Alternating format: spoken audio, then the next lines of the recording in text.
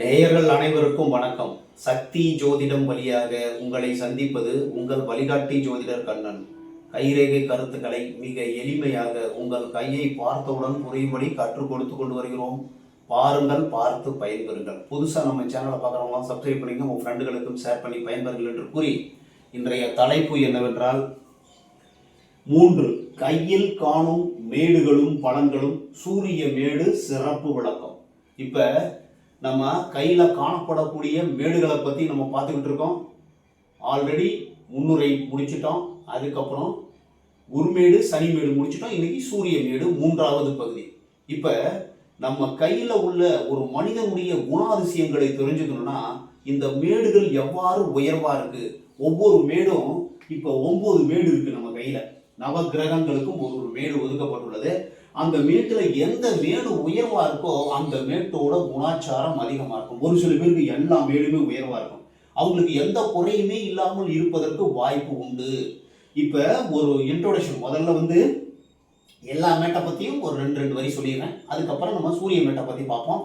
இப்போ குரு மேடு ஒருவருக்கு இந்த ஆள்காட்டி விரல் இருக்கு, அதுக்கு கீழே நல்ல கும்முன்னு உயர்வாக இருந்ததுன்னா அதிகாரம் உபதேசம் செய்ய ஆசைப்படுவார்கள். ஆசைப்படுவது, அதாவது ஒரு மேடு உயர்வாக இருந்ததுன்னா அந்த எண்ணம் ஆசை அதிகமாக இருக்கும். குரு மேடு உயர்வாக இருந்தால் உபதேசம் செய்யக்கூடிய இடத்தில் இருப்பதற்கு வாய்ப்புண்டு.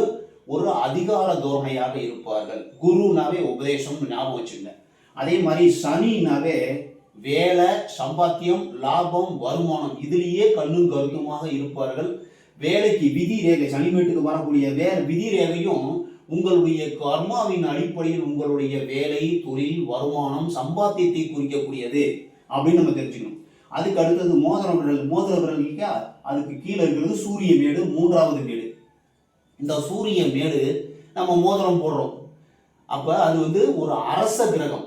ஒரு அரசனுக்கு நிகரான அந்த சூரிய மேடு உயர்வா இருந்தா கம்பீரம், அதிகாரம், புகழை விரும்புவார்கள் அப்படிங்கிறது தெரிஞ்சுங்க.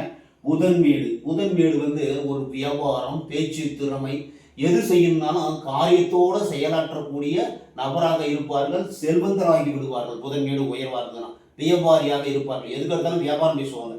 இப்போ செவ்வாய் மேடு உயர்வா இருந்தாவே சேவை சார்ந்த துறை, பாதுகாப்பு துறையில் இருப்பதற்கு வாய்ப்புண்டு.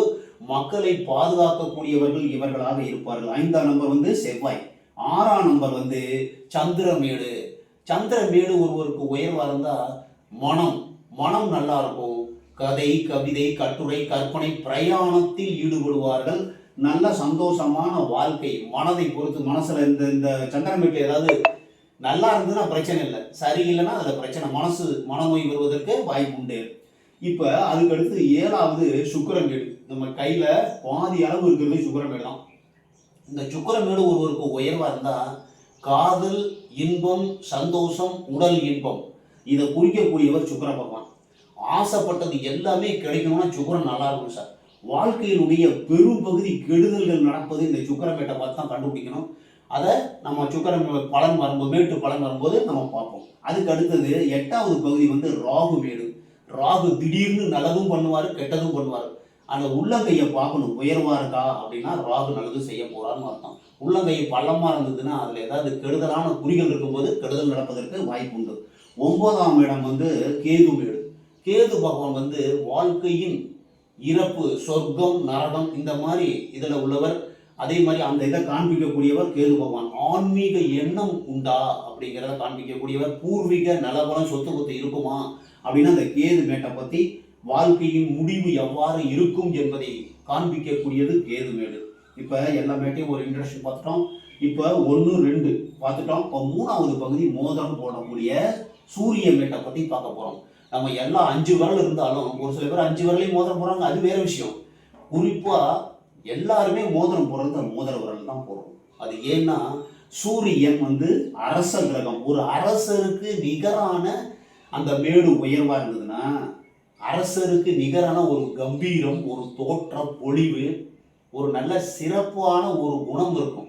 நல்ல படிச்சு, நல்ல அறிவாளித்தனம், புத்திசாலித்தனம், இந்த மேடு உயர்வா இருந்தா, சூரிய மேடு உயர்வா இருந்தா அந்த சந்தர்ப்பம் கிடைக்கும். அந்த எண்ணம், ஆசையை தூண்டுவது இந்த கையினுடைய மேடுகளுடைய குறிகள். இப்போ ஒவ்வொரு மேட்டையும் பார்க்கணும் சார். 9 மேடு ஒருத்தருக்கு உயர்வா இருந்துச்சுன்னா வாழ்க்கையில எந்த குறையுமே இருக்காது. எல்லாமே உங்களுக்கு வந்து சேரும். அந்த ஆசையின் மூலமாக அந்த சந்தர்ப்பம் கிடைக்கும். நல்லா புரிஞ்சுங்க. சந்தர்ப்பம் கிடைக்குமா கிடைக்காதா? இப்ப நம்ம சூரிய மேடு உயர்வா இருக்கு. இந்த மோதிரவருக்கு கீழே இருக்குது சூரிய மேடு. நம்ம நம்பர் 3 போட்டிருக்கோம் பார்த்தீங்களா? சூரிய மேடு. இந்த சூரிய மேடு ஒருத்தருக்கு உயர்வா இருந்துச்சுன்னா குறையொன்றும் இல்லை. பணக்குறை இருக்காது. நல்ல கம்பீரமான தோற்றம் இருக்கும். தோற்றப்பொழிவு வசீகரம், அதாவது அடுத்தவரை கவர்ந்து இழுக்கக்கூடிய வசீகரம். ஆணுக்கும் பெண்ணுக்கும் பொதுவான பலன் தான் நான் சொல்லிட்டு இருக்கேன். இது பொது பலன் மட்டுமே. உங்க கையை பாருங்க. உங்க கையில சூரிய வீடு எப்படி இருக்குன்னு பாருங்க. உங்களுக்கு ஒரு சில டவுட்ஸ் இருந்ததுன்னா எனக்கு கால் பண்ணி, என்னுடைய நம்பர் அதில் கொடுத்துருக்கேன், கால் பண்ணி கேட்கலாம். உங்களுடைய சுய கையை உங்களுடைய கையை வந்து பார்க்கணும்னாலும் என்னை கால் பண்ணி கேட்டு தெரிஞ்சுக்கலாம். சரிங்களா? இப்போ இந்த சூரிய மேடு ஒருவருக்கு உயர்வா இருந்தா கம்பீரம், ராஜநடை, ஒரு சிறப்பான ஒரு தோற்ற பொலிவு, வசீகரம், அதாவது அழகை விரும்புவது, ஒரு பெரிய சிறந்த தோட்டத்தோட பெரிய அழகான வீடு, நல்ல ஒரு கிராண்டான அமைப்பு, எதை பண்ணாலும் நல்ல ராஜதோரணையா ஒரு வெளியில போகணும், ஒரு பட்டாடை உடுத்தி நல்லா பகட்டோட போடக்கூடியது, மேக்கப் போட்டுக்குவாங்க, நல்ல சந்தோஷமா இருக்கிறது. சந்தோஷத்தை விரும்பக்கூடியவர்கள், உடல் குழுங்க சிரிக்கக்கூடியவர்கள், மக்களுக்கு சேவை செய்யக்கூடிய எண்ணமும் இருக்கும். இவர்களும் அரச போகமாக வாழ்வதற்கு வாய்ப்பு உண்டு. இந்த சூரிய மேடு அரச கிரகம். சூரியனாவே அரசன். அந்த அரசருக்கு நிகரான ஒரு தொழிலதிபராகவோ இல்ல வியாபாரியாகவோ இல்ல கதை, கவிதை, கட்டுரை எழுதக்கூடியவராகவோ இல்ல ஓவியம் வரையக்கூடியவராகவோ எங்கு இருந்தாலும் சிங்க நடை போட்டு கம்பீரமான தோற்றத்தோடு சிறப்பாக வாழக்கூடிய அமைப்பு உருவாகும். எந்த இடத்தில் எந்த வேலையில் இருந்தாலும் தனியா ஒரு கூட்டத்தில் விட்டு அவர் தனியா தெரியக்கூடிய ஒரு பவர் இருக்கும். சூரியனாவே ஒளி, வெளிச்சம், பவர். அந்த ஒரு பவர், கம்பீரம், இந்த தோற்ற பொலிவு இருக்கும். இந்த சூரிய மேடு உடல் குழுங்க சிரிக்கக்கூடியவர்கள், வாழ்க்கையில் உயரக்கூடியவர்கள், படித்து பட்டம் பெற்று சிறந்த நபராக இருப்பதற்கு வாய்ப்பு உண்டு. ஒரு கூட்டத்தில் விட்டா மரியாதை இல்லாத இடத்துல இருக்க மாட்டாங்க. அடுத்தவங்களுக்கு அடங்கி நடக்க மாட்டாங்க. இவங்க சொல்றதா அடுத்தவங்க கேட்குற மாதிரி இருக்கும். அந்த சூரிய மேடு உயர்வா இருந்தாவே எல்லாமே வண்டி, வாகனம், சொத்து, சுகம் எல்லாம் உயர்வா வேணும்னு நினைப்பாங்க. நல்ல ஒரு மேல்நிலைக்கு வந்து விடுவதற்கு அந்த சந்தர்ப்பம் அமையும். நல்லா புரிஞ்சுங்க. இந்த சூரிய மேடு உயர்வா இருந்தா சந்தர்ப்பம் அமையும். எல்லாருக்குமே சந்தர்ப்பம் அமைவதில்லை. இந்த சூரிய மேடு உயர்வா இருக்கவங்களுக்கு எல்லா சந்தர்ப்பம் கிடைக்கும். வாழ்க்கையில முன்னுக்கு வந்துருவாங்க. இந்த ஒரு சூரிய மேட்டுல கெட்டவங்களும் இருக்கிறாங்க. இந்த விரல் சூரிய விரல் கோணலா இருக்கும், ஓடிக்கிட்டு இருக்கும். அந்த கோடிக்கிட்டு இருக்கிறவங்க அவர்களுக்கு சூரியனுக்கு எதிர்ப்பதமா வேலை செய்யும். அதாவது வாய் வீச்சு அதிகமா இருக்கும். அதாவது வாய் என்னால முடியாது எதுவுமே இல்லை அப்படிம்பாங்க. ஒரு சில எல்லாராலையும் எல்லாத்தையும் செய்ய முடியாது இல்லையா? அந்த வாய் வீச்சு அதிகமாக இருக்கும். அதாவது சூரிய மேடு அதிகமாக இருந்தாலும் இந்த விரல் கோணல இருந்தால் தவறான எண்ணங்கள் தோன்றும். ஒரு பந்தா பேர் வழியா இருப்பாங்க, வெட்டி பந்தாவா இருப்பாங்க. வாய் பேச்சில் வீரநடி அப்படிங்கிற மாதிரி வாயோட பேசி நின்று போயிடும். அந்த மாதிரி இருக்கிறதுக்கு வாய்ப்பு இருக்கு. இப்போ நம்ம சூரிய மேட்டில் ஒரு மேல் நோக்கின ஒரு ரேகை இருக்கு சார். இந்த ஒரு மேல் நோக்கின ஒரு ரேகை கொஞ்சோண்டு இருந்தால் கூட சிறப்பான பலனை கொடுக்கக்கூடியது. இந்த சூரிய மேட்டில் மேல் நோக்கின ஒரு ரேகை இப்போ போட்ட பார்த்தீங்களா, இந்த மாதிரி இருந்தால் கூட வாழ்க்கையில் பேர், புகழ், செல்வம், செல்வாக்கோடு வாழ தகுதி உண்டு அப்படிங்கிறத தெரிஞ்சுக்கலாம். 2 ரேகை இருந்தாலும் சிறப்பு. 2 ரேகை சின்ன ரேகையாக இருந்தாலும் திடீர் செல்வம், திடீர் வருமானம் வருவதற்கு வாய்ப்புகள் உண்டு.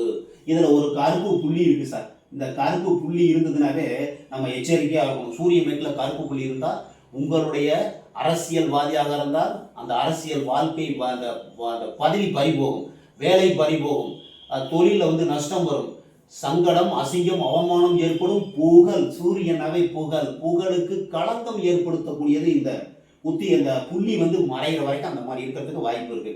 ஒரு பெருக்கல் குறி இருக்கு சார். பெருக்கல் குறி உங்களுக்கு தெரியும். இப்படி பெருக்கல் குறி இருந்ததுனாவே அவர்கள் மத நம்பிக்கை, மதம் சார்ந்த நம்பிக்கையில் பிடிவாதம் உள்ளவராக இருப்பார்கள். அதே மாதிரி இதுல ஒரு ஸ்டார் குறி இருக்குது. சூரிய மேட்டில் ஒரு ஸ்டார் குறி இருக்குதுன்னா இந்த ஸ்டார் குறி இருக்குதுன்னு வச்சுங்க, வாழ்க்கையினுடைய ஓரத்தில் எட்ஜில் 50, 55, 60 வயசுக்கு மேலே நல்ல பெரிய செல்வம், சின்ன பிள்ளையிலிருந்து கஷ்டப்பட்டு சம்பாதிச்சு நல்ல ஒரு செல்வ பிராப்தியோடு வாழ்வார்கள். ரேகையில் இருக்கிறது அது வேற. நான் அது அடுத்த பகுதியில் சொல்கிறேன். எல்லாத்தையும் ஒரே நேரத்தில் சொல்ல முடியாது. நம்ம படிக்கிறவங்க நோட்ஸ் எடுத்துங்க. தெரியலன்னா நோட்ஸ் எடுத்துங்க. புரியலன்னா திரும்ப பாருங்க. நம்ம கையை பற்றி ஜோதிடத்தை கற்றுக்கணும்னா ஈஸியாக இந்த காணொலியை பார்த்தாவே கற்றுக்கலாம். வேற எந்த ஒரு இதுவுமே தேவையில்லை. ஹிண்ட்ஸ் எடுத்துங்க, குறிப்பெடுத்துட்டு நீ திரும்ப படிச்சீங்கன்னா நீங்கள் ஈஸியாக கண்டுபிடிக்கலாம். இப்போ ஸ்டார் இருந்தால் வாழ்க்கையின் ஓரத்தில் எட்ஜில் வாழ்க்கையில் முன்னுக்கு சிறந்த செல்வம் கிடைக்கும். இருந்தாலும் ஸ்டார் அமைப்பு வந்து சூரிய மேட்டில் இருந்தால் இறப்பு நல்லபடியாக இருக்காது. அவங்க இறப்பு வந்து உண்மைக்கு, அதாவது இயற்கையான மரணம் இருக்காது, செயற்கையான மரணம் இருப்பதற்கு வாய்ப்பு உண்டு, எச்சரிக்கை. அதே மாதிரி இங்க ஒரு சதுரக்குறி இருக்கு சார். சூரிய மேட்டில் சதுரம் இருந்தா மிக பெரும் செல்வம், நல்ல செல்வ பிராப்தி, இடம் நிலம், பெரிய வீடு பங்களா, சந்தோஷம் இதெல்லாம் இருக்கிறதுக்கு வாய்ப்பு, செல்வ செழிப்பு புகழோடு வாழ்வதற்கு வாய்ப்பு உண்டு இந்த சதுரம் இருந்தா. முக்கோணம் வந்து ஜோதிட ஆராய்ச்சி, ஜோதிட நிபுணர்கள். இந்த முக்கோணம் இந்த சூரிய மேட்டில் இருந்துன்னா சாஸ்திர ஆராய்ச்சி, எந்த சாஸ்திரமா இருந்தாலும் ஆராய்ச்சி செய்யக்கூடிய நபர்கள். பொதுவாகவே கையில் எங்க முக்கோணம் இருந்தாலும் ஆராய்ச்சி, அதாவது சதுரம் எங்க இருந்தாலும் பாதுகாப்பு, இடம் நிலம் சொத்து பத்து இந்த மாதிரி கிடைக்கிறதுக்கு வாய்ப்பு இருக்குங்கிறத தெரிஞ்சுக்கணும். அதே மாதிரி முக்கோணம் வந்து சூரிய வீட்டில் இருந்தால் சாஸ்திர ஆராய்ச்சியில் வெற்றி பெறுவார்கள், சிறந்த அமைப்பு. அதே மாதிரி இந்த கையில வந்து ஒரு திரிசூல் அமைப்பு இருக்கு சார். திரிசூல் அமைப்பு திடீர் செல்வம், உயர்ந்த பதவி, பட்டம், நல்ல ஒரு திடீர்னு இருப்பாங்க, நல்ல ஒரு பொசிஷன் வந்துருவாங்க, நல்ல பணம் கிடைக்கும், செல்வ பிராப்தி கிடைக்கும். அது இந்த சூரிய வீட்டில் வந்து வளைகுறி இருக்கக்கூடாது. வளைகுறி வந்து ஒரு தவறான அமைப்பு. பந்தா பேர் வழியாக இருப்பார்கள், உண்மைக்கு மாறாக பேசுவார்கள். நம்ம குரு மீடும் சூரிய மீடும் அதிகமான தவறு இல்லாத வீடு.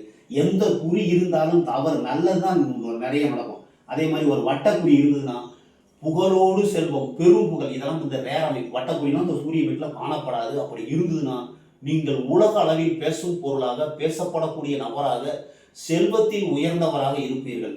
வளைகுறி இருக்கக்கூடாது, கருப்பு புள்ளி இருக்கக்கூடாது, சரிங்களா? இது ரெண்டு இருந்ததுன்னா, வளைகுறி கருப்பு புள்ளி இருந்ததுன்னா மறைகிற வரைக்கும் உங்களுக்கு கஷ்டம். வளைகுறி இருந்தால் உண்மைக்கு மாறாக செயல்படுவதற்கு வாய்ப்பு உண்டு. இந்த சூரிய விரல் கோணலா இருக்கக்கூடாது. கோணலா இருந்தால் ஆப்போசிட்டா, அப்படி இப்போ நான் சொன்ன பலன் எல்லாமே அது ஆப்போசிட்டா நடக்கிறதுக்கு வாய்ப்பு இருக்கு. எச்சரிக்கையா இருக்கணும். எந்த மேடு உயர்வா இருக்குன்னு பாருங்க. எந்த மேடு உங்க கையில உயர்வா இருக்கோ அந்த குணம் அதிகமா இருக்கும். இப்போ ஒவ்வொரு நாளைக்கும் ஒரு மேட்டை பார்த்துட்டு வரோம், அடுத்தது நம்ம புதன் மேட்டை பார்ப்போம், அப்புறம் எல்லா மேட்டையும் பார்த்துட்டு அப்புறம் ஒவ்வொரு ரேகைகளும் பார்ப்போம். ஒரு இன்ச்சு சின்னூண்டு கோடு வந்ததுனால அதுக்கு ஒரு பலம் உண்டு. கையில ஒரு சின்ன கோடு தானே நினைக்கக்கூடாது. வாழ்க்கையில் உயர்த்தக்கூடியது ஒரு சின்ன கோடு. குறுக்கு கோடு வந்தால் தடை, மேல் நோக்குன கோடுகள் வரும் பொழுது ரேகைகள்னு சொல்லுவோம். அந்த ரேகைகள் வரும்போது அதிர்ஷ்டமான ஒரு அமைப்பு நடைபெறுவதற்கு வாய்ப்பு உண்டு. இன்னைக்கு நம்ம சூரிய மேடு உயர்வா இருந்தா அரசியல் நிபுணர்கள், அரசியல் சாணக்கியர்கள், அதாவது வாழ்க்கையில உயர்ந்த நிலையில் இருக்கக்கூடிய கம்பீரமான உடல் அமைப்பு, நல்ல நீட்டா இருக்கிறவங்க, அழகை விரும்புவங்க, இவங்கள்ட்ட என்ன ஒரு மைனஸ் பாயிண்ட்னா குடும்பத்துல, அதாவது இல்லறத்துல சந்தோஷமா இருக்க முடியாது. சண்டை சச்சரவு வரத்துக்கு, கணவன் மனைவிக்கு ஒற்றுமை இருக்காது. ஏன்னா ஒரு அரச கிரகம் ஒரு அரசாங்கத்துல ஒரு பெரிய அதிகாரியோ இருக்கும்போது நிறைய பெண்கள் தொடர்பு ஏற்படும். இதுல குடும்பத்துல சண்டை சச்சரவு வரும். இந்த சண்டை சச்சரவு வராம இருக்கணும்னா வெளியில வந்து அவர்கள் கரெக்டா இருந்தாங்கன்னா பிரச்சனை, சண்டை சச்சரவு வராது. இல்லைன்னா குடும்பத்துல சண்டை சச்சரவு வரதுக்கு வாய்ப்பு இருக்கு. அது ஒண்ணு மட்டும் தான் மைனஸ். அதாவது குடும்ப வாழ்க்கை நல்லா இருக்காது சார் மோஸ்ட்லி. அதே மாதிரி கண்ணாடி போடக்கூடியவர்கள், சூரிய ஆதிக்க முறைகள், சூரிய மேடு உயர்வா இருந்தால் அவங்க கண்ணாடி போடுவாங்க அப்படின்னு கண்ணு பாதிப்பு வர பார்த்து சூரியனாலே பவர் அதிகமாக இருக்கும். அந்த மாதிரி கண்ணாடி போடுறதுக்கு வாய்ப்பு இருக்கு. அதே மாதிரி உங்களுக்கு இல்லறத்துல கொஞ்சம் எச்சரிக்கையா இருக்கணும். என்ன எச்சரிக்கையா இருக்கணும்? கணவன் மனைவி ஒற்றுமையா இருக்க முடியாது. இருக்கணும்னு நினைச்சாக்க வெளியில உள்ள பெண்கள் உறவு, ஆண்கள் உறவை கட் பண்ணிட்டாக்க அது அந்த உறவு வரத்துக்கு வாய்ப்பு இருக்கு. நீங்க போயிட்டு பனை மரத்துக்கு கீழே நின்று பாலை குடிச்சாலும் கல் குடிக்கிற மாதிரி தான் நினைக்கும். இந்த மாதிரி ஒரு சுச்சுவேஷனை உருவாக்கும். இந்த மேடு உயர்வா இருந்தால் கம்பீரமான ஒரு தோற்ற பொலிவு, அழகை விரும்புவது, நல்ல கலகலப்பா சிரிக்கிறது, வாழ்க்கையில சந்தோஷமாக இருக்கக்கூடியவர்கள் சூரிய ஆதிக்கர்கள், சூரிய மேடு உயர்வா இருக்கிறவங்க என்று கூறி மற்றும் ஒரு சிறப்பான காணொலியில் உங்களை சந்திக்கும் வரை உங்கள் வழிகாட்டி ஜோதிடர் கண்ணன். வணக்கம்.